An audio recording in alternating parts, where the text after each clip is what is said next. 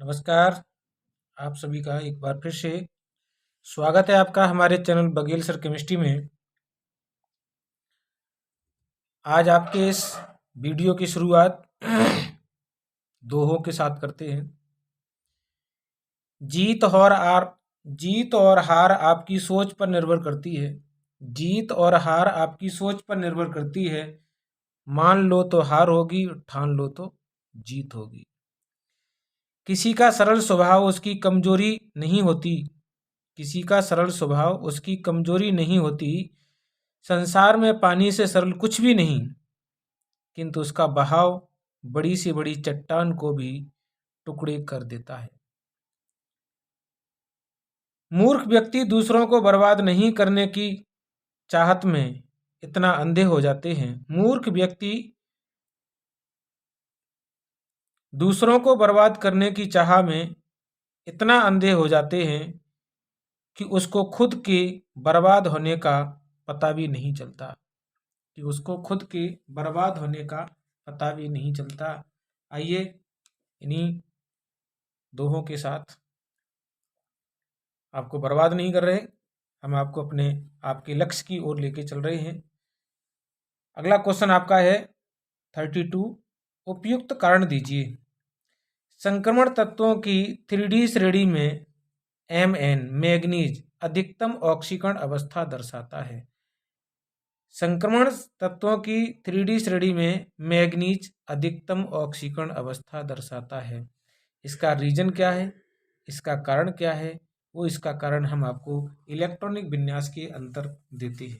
देखिए हमारा क्वेश्चन क्या है। क्वेश्चन के अंदर इसका जो आंसर होगा वो क्या होगा कि जो आपकी मैग्नीज है उस मैग्नीज का परमाणु क्रमांक होता है 25।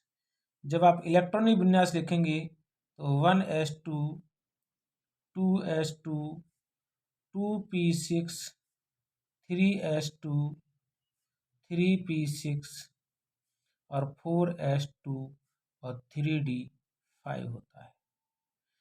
तो 3d5 का मतलब हम 3d5 बाह्य कोश के इलेक्ट्रॉनिक विन्यास को लिख के देखेंगे तो डी उपकोष में क्या होता है 1 2 3 5, इसमें 1 2 3 4 5, ये सभी डी कोश बाह्य कोश के सभी इलेक्ट्रॉन कैसे होते हैं, अयुग्मित होते हैं।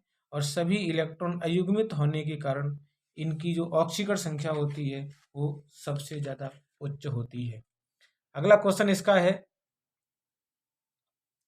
क्रोमियम Cr+2 तथा Mn+3 दोनों में D4 विन्यास है, परंतु Cr+2 एक अपचायक है और Mn+3 एक ऑक्सीकारक है।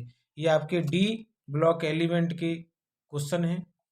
डी ब्लॉक एलिमेंट और एफ ब्लॉक एलिमेंट वाले जो लेसन है उस लेसन से ये क्वेश्चन लिया गया है। आइए हम इस क्वेश्चन को भी क्या करते हैं, सॉल्व करते हैं। तो हमारा जो क्वेश्चन है वो क्या है, उसका आंसर हमारा क्या होगा, देखिए इधर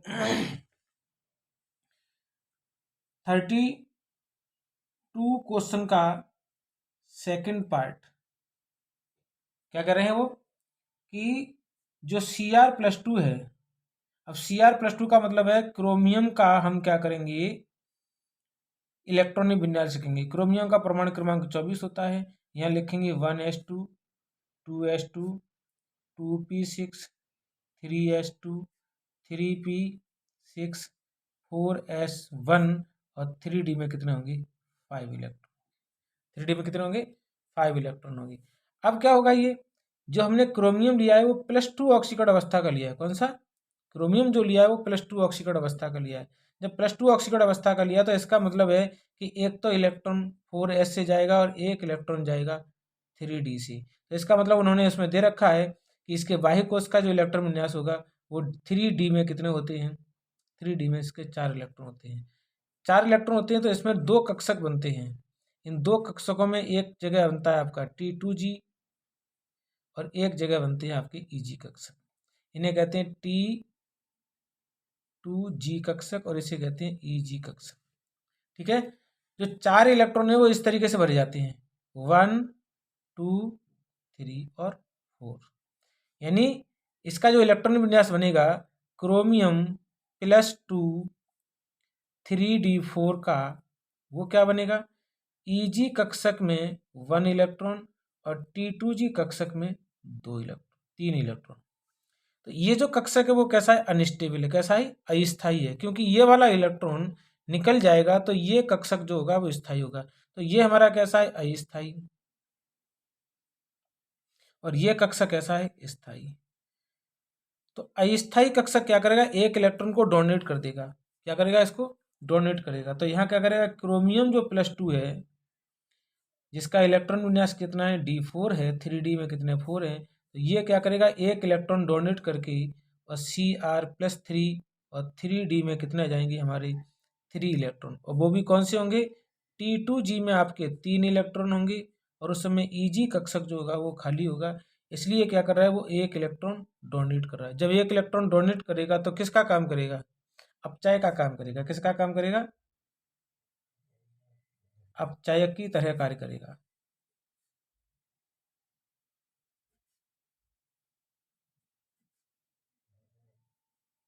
ये इसका एक क्वेश्चन हुआ। दूसरा दे रहा है वो Mn+3 का इलेक्ट्रॉनिक विन्यास में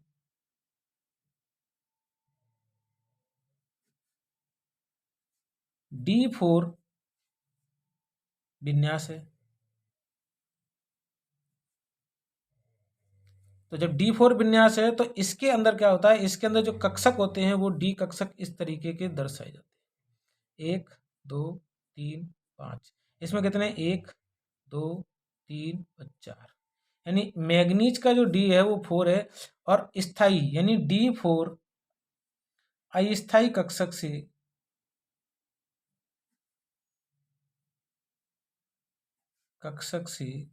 D5 स्थाई कक्षक बनने के कारण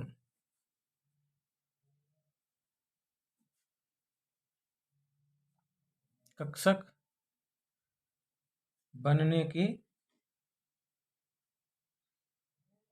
कारण Mn+3 से Mn+2 में चेंज होता है,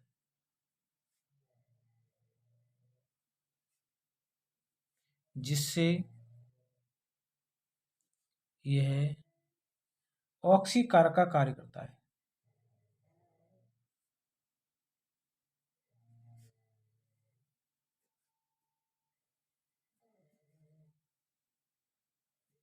किसका कार्य करता है, ऑक्सीकारक का कार्य करता है।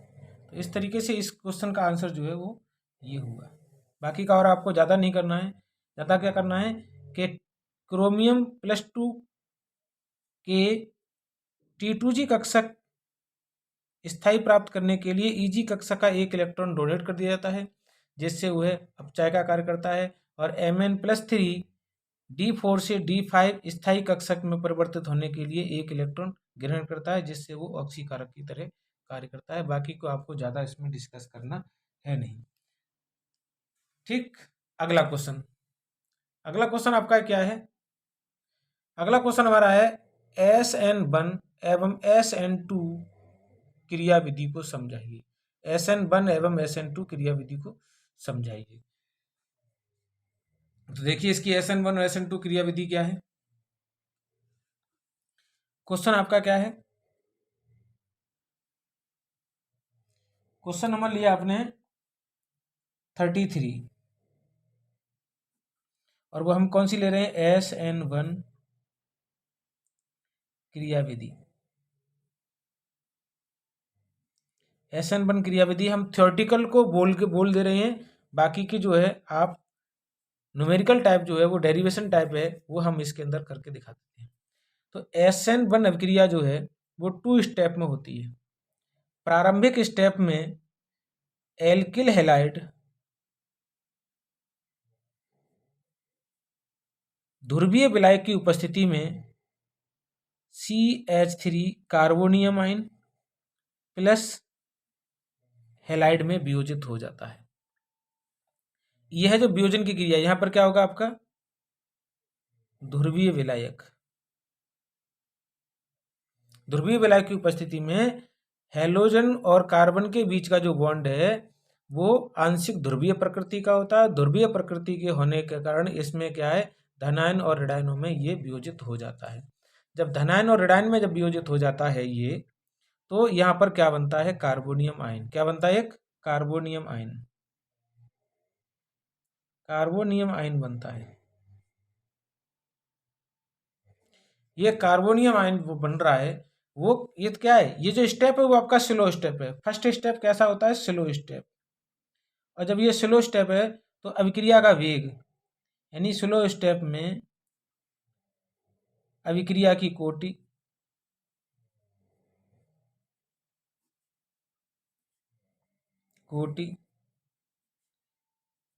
अभिकारक की सांद्रता पर निर्भर करती है।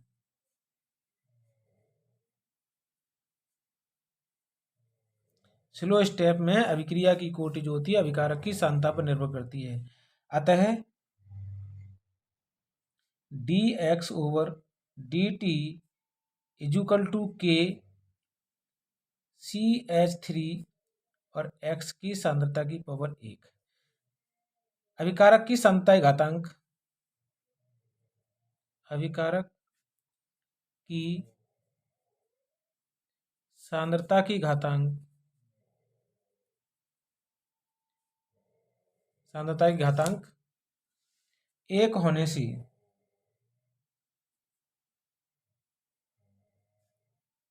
अभिक्रिया की कोटि 1 होती है। ठीक, अभिक्रिया की कोटि कितनी होती है, 1। सेकेंड स्टेप में क्या होता है, जो कार्बोनियम आयन है वो कार्बोनियम आयन किसी नए न्यूक्लियोफिलिक से, क्योंकि अब क्या है, ये आयनिक अभिक्रिया है। किस तरह की है, आयनिक अभिक्रिया है। और आयनिक रिएक्शन कैसी होती है, फास्ट। तो ये हमारा कैसा होगा, फास्ट स्टेप है। तो फास्ट स्टेप में क्या होगा, CH3 सिंगल बॉन्ड NU लग जाएगा। तो अभिक्रिया का जो वेग है वो स्लो पथ पर निर्भर करता है, फास्ट पथ पर निर्भर नहीं करता है। इसलिए जब अभिक्रिया का वेग जो है वो स्लो फास्ट पथ पर निर्भर करता है, तो यहाँ जो आपके अभिकारक दिए हैं ये अभिकारक की सांद्रता डिपेंड नहीं करती। तो क्या लिख सकते हैं, dx/dt इजुकल टू के CH3 की घातांक प्लस डिपेंड नहीं करेगी, और NU की घातांक भी डिपेंड नहीं करेगी, क्योंकि ये पद कैसा है, हमारा फास्ट पद है। अभिक्रिया का वेग जो है इस पर डिपेंड नहीं करता है। बात आगे आती है। अब क्या है इसमें कि जो कार्बोनियम आयन, अब यहाँ पर जो मैकेनिज्म की मेन रिएक्शन देखेंगे वो क्या है हमारे पास, C, ये हमारा क्या है, X। ठीक, ये फर्स्ट स्टेप में क्या आ रहा है, स्लो स्टेप है इसका। जब स्लो स्टेप है तो हमारे पास क्या बनेगा, इस तरीके से C, यहाँ क्या आ गया आपका कार्बोनियम आयन, माइनस में इसमें क्या निकल गया, X माइनस निकल गया। ठीक है, रेडाइन के रूप में ये लीविंग ग्रुप जो है वो निकल गया। यहाँ जो कार्बोनियम आयन बनता है, इस कार्बोनियम आयन के साथ में न्यूक्लियोफिलिक क्या करेगा, अटैक करेगा।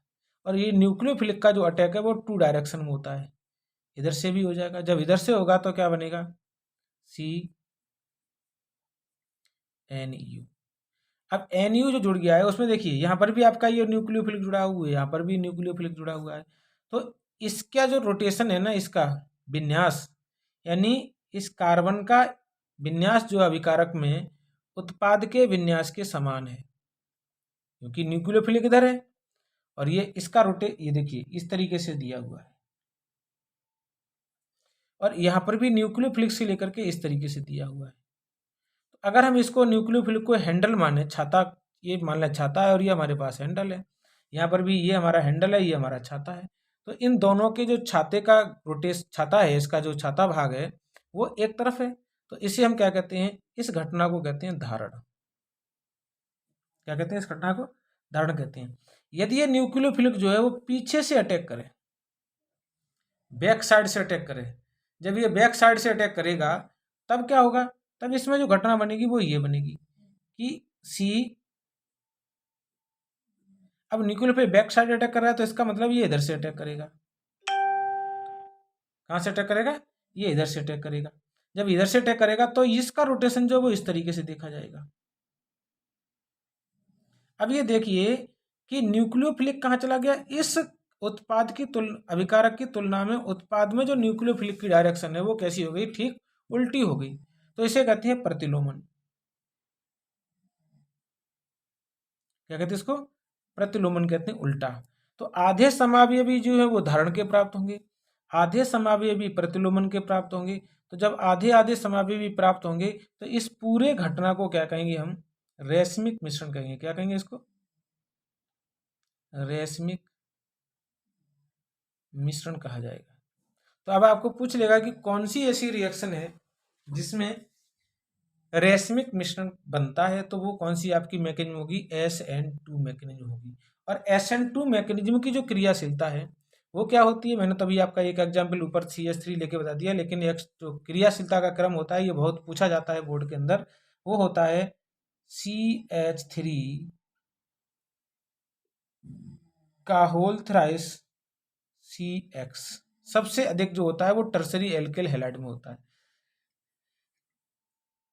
उससे कम को उसमें होता है CH3 का होल ट्वाइस CHX के अंदर होता है।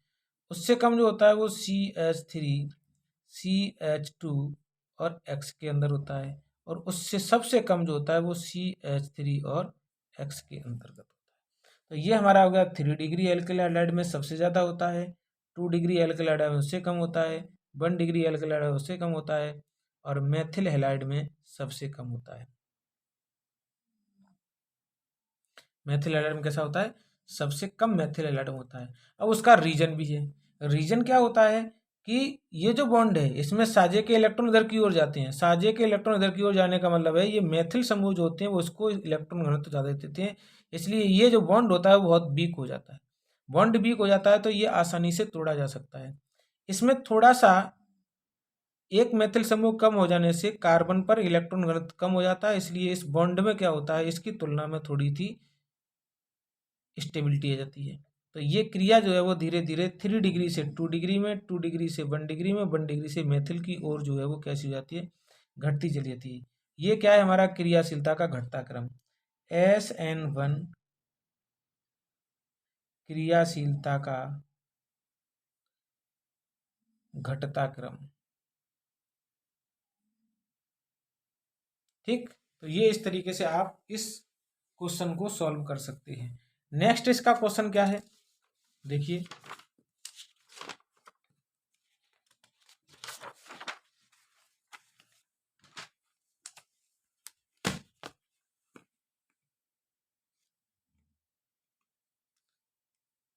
नेक्स्ट इसका जो क्वेश्चन है वो है SN2 मैकेनिज्म, SN2 क्रियाविधि।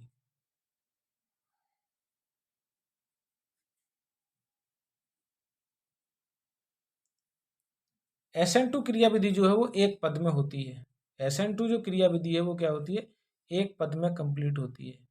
तो SN2 क्रियाविधि को एक पद में कंप्लीट कैसे करेंगे, देखिए। इसके लिए क्या होता है कि हमने कोई एल्किल हैलाइड ले लिया, अभी हम किसी का नाम नहीं लिखते हैं, अभी तो केवल हम इसकी स्ट्रक्चर के रूप में लिखते हैं। ये हमारे पास क्या है, एक्स एल्किल हैलाइड ले लिया। इसकी क्रिया हम किस में कराएंगे, न्यू नाभिक रागी प्रतिस्थापन के साथ कराएंगे, किसी नाभिक स्नेही प्रतिस्थापन के साथ इसकी अभिक्रिया कराई जाएगी। तो ये जो मॉलिक्यूल है वो क्या करेगा, ये मॉलिक्यूल इसके साथ में अटैक होगा, जुड़ेगा। ये मॉलिक्यूल जो है वो इसके साथ क्या करेगा, जुड़ेगा। अब जुड़ेगा कहाँ से, क्योंकि सी बॉन्ड एक्स में अगर देखा जाए तो एक्स की विद्युत दाता कैसी होती है, ज़्यादा। इसकी विद्युत दाता ज़्यादा होने से इधर वाले क्षेत्र में क्या होगा, आंशिक, क्योंकि इलेक्ट्रॉन जो है इधर की ओर आएंगे, जब इधर आ जाएंगे तो इस कार्बन इस एक्स पर क्या आ जाएगा, आंशिक ऋणावेश आ जाएगा। यहाँ पर क्या आएगा, आंशिक ऋणावेश आएगा, और यहाँ पर क्या होगा, आंशिक धनावेश आएगा। तो ये जो न्यूक्लियोफिलिक है इसका विन्यास या अटैक की डायरेक्शन ठीक न होने के कारण ये इधर से तो आक्रमण करेगा नहीं, आक्रमण करेगा बैक साइड से, तो इसे कहते हैं फर्स्ट आक्रमण। ये बैक साइड से अटैक करेगा तो क्या बनेगा, यहाँ पर हमारा NU dot dot dot dot C, ये हमारा कोई हाइड्रोकार्बन है, और यहाँ हमारा क्या बन गया, डॉट डॉट डॉट X। ये आपका एक संक्रमण अवस्था बन गई। इसे क्या कहते हैं? संक्रमण अवस्था, संक्रमित अवस्था या संक्रमण अवस्था, संक्रमण अवस्था। अगले स्टेप में क्या होगा? अगले स्टेप में ये जो है, इसमें ऐसा होता है कि पुराना जो बॉन्ड होता है वो टूट जाता है और नया बॉन्ड बन जाता है। तो अगले स्टेप में क्या होगा? यहां से NU डॉट सी प्लस क्या हो जाएगा? X माइनस निकल जाएगा। तो यह क्रिया जो है वो पूरी एक पद में कंप्लीट हो गई। ये क्रिया जो है वो कैसी? एक पद में पूर्ण हो गई है। जब यह क्रिया एक पद में पूर्ण हो गई है तो अब इसके अंदर जो होता है वो अभिक्रिया का वेग जो है वो dx over dt is equal to K. Alkyl halide पर भी क्या हमने दिया? R बॉन्ड X की सांद्रता पर भी निर्भर करता है और न्यूक्लियोफिलिक की सांद्रता भी यहाँ पर प्रभावित होती है। तो एक घातांक किसकी और एक घातांक किसकी? कोटि बराबर क्या होगा? कोटि बराबर होता है अभिकारक की घातांकों का योग। अभिकारक की घातांकों का योग। और अभिकारक की घातांक कितनी है? 1 + 1, अर्थात आंसर हमारा कितना आ रहा है? 2। तो जो SN2 अभिक्रिया होती है वो द्वितीय कोट की होती है। SN2 अभिक्रिया कितनी होती है? द्वितीय कोट की होती है। तो इसकी क्रियाशीलता का जो क्रम है वो क्या है? अर्थात इसमें क्या होता है? देखिए, अभी जो यहाँ पर रोटेशन देख रहे हैं इसका विन्यास, यानी कार्बन पर जो हाइड्रोजन का विन्यास होता है वो इस तरीके से है, लेकिन जो उत्पाद आ रहा है उसमें अगर विन्यास देखेंगे तो वो इस तरीके का प्राप्त हो रहा है। तो अभिकारक की तुलना में उत्पाद का जो विन्यास है कार्बन का वो एक दूसरे के ठीक विपरीत होता है, अर्थात इसमें जो घटना हो रही है उसे कहते हैं हम प्रतिलोमन। तो SN2 में हाइड्रोकार्बन का जो विन्यास होता है वो उत्पाद में उल्टा हो जाता है अभिकारक की तुलना में, और SN1 में जो होता है वो उत्पाद में हाइड्रोकार्बन का विन्यास जो होता है वो आधा अभिकारक के समान और आधा जो है वो अभिकारक के विपरीत होता है। तो वहां पर जो घटना बनती है वो कौन सी बनती है? रेशमिक मिश्रण की बनती है। और यहाँ पर आपका सीधा सीधा क्या होता है? प्रतिलोमन होता है। ठीक है, ये शॉर्टकट मैंने बताया, बाकी थ्योरेटिकल हम आपको बोल ही रहे हैं वैसे लिखा। अब आगे क्या होगा? आगे इसके अंदर जो क्रिया है वो किस प्रकार के एल्किल हैलाइड में कहाँ से चलती है? देखिए, अब मैंने आपको बताया यहाँ पर कि ये जो मॉलिक्यूल है, यहाँ क्या है हमारा NX, अगर हम क्या करेंगे यहाँ पर न्यूक्लियोफिलिक का अटैक कराएंगे। किसका? न्यूक्लियोफिलिक का। तो अगर हम यहाँ पर CH3 लगाते हैं, क्या लगाते हैं यहाँ पर? CH3 लगाते हैं, तो CH3 का जो विन्यास है यहाँ पर, ये जो क्षेत्र है वो कैसा हो जाता है? बड़ा हो जाता है। CH3 का ये जो क्षेत्र हो जाता है वो कैसा हो जाता है? बड़ा हो जाता है। जब बड़ा हो जाता है तो इनके बीच क्या हो जाता है? प्रतिकर्षण बढ़ जाता है। इसके बीच प्रतिकर्षण बढ़ेगा। तो जो हमारा न्यूक्लियोफिलिक है, या जहाँ हमारे जो X जुड़ा है, उस न्यूक्लियोफिलिक को आक्रमण करने के लिए क्या नहीं मिलती है? जगह नहीं मिलती है, अर्थात त्रिविम बाधा उत्पन्न हो जाती है। त्रिविम बाधा के लिए क्या होगा? ये 3 डिग्री मॉलिक्यूल में क्रिया जो है बहुत धीरे धीरे होगी। तो इसकी क्रियाशीलता का क्रम क्या है? इसकी क्रियाशीलता का क्रम है, सबसे पहले आपका आएगा, सबसे ज़्यादा होगा CH3X में, उससे कम होगा CH3CH2 X में, उससे कम होगा CH3 का होल ट्वाइस CHX में, और सबसे कम होगा आपका CH3 का होल थ्राइस C और X। तो क्रियाशीलता का सबसे जो घटता हुआ क्रम क्या है? वो 3 डिग्री में सबसे कम, 2 डिग्री में उससे कम, और 1 डिग्री में 2 डिग्री में उससे ज़्यादा, और 1 डिग्री में उससे भी ज़्यादा होगा। सबसे ज़्यादा किसमें होता है? मेथिल हैलाइड में। मेथिल हैलाइड में होगा सबसे ज़्यादा, मेथिल हैलाइड में। तो ये इनकी क्रियाशीलता का क्रम है। अब पूछ लेता है कि मेथिल हैलाइड से 3 डिग्री एल्किल हैलाइड की ओर SN2 अभिक्रिया की क्रियाशीलता का घटता क्रम का कारण बताओ। कारण क्या है? कि मेथिल समूहों का त्रिविम बाधा क्षेत्र उत्पन्न होने के कारण नाभिक का जो आक्रमण होता है वो उसमें बाधा उत्पन्न होती है, जिससे इसकी क्रियाशीलता 3 डिग्री में कम और मेथिल में ज़्यादा होती है। तो ये त्रिविम बाधा के कारण क्या होता है? इसमें क्रियाशीलता का क्रम जो है वो मेथिल से 3 डिग्री की ओर घटता चला जाता है। तो ये आपकी क्या हुई? SN1 और SN2 अभिक्रिया की क्रिया विधि मैंने आपको समझा दी। तो इस वीडियो के अंदर इतना ही।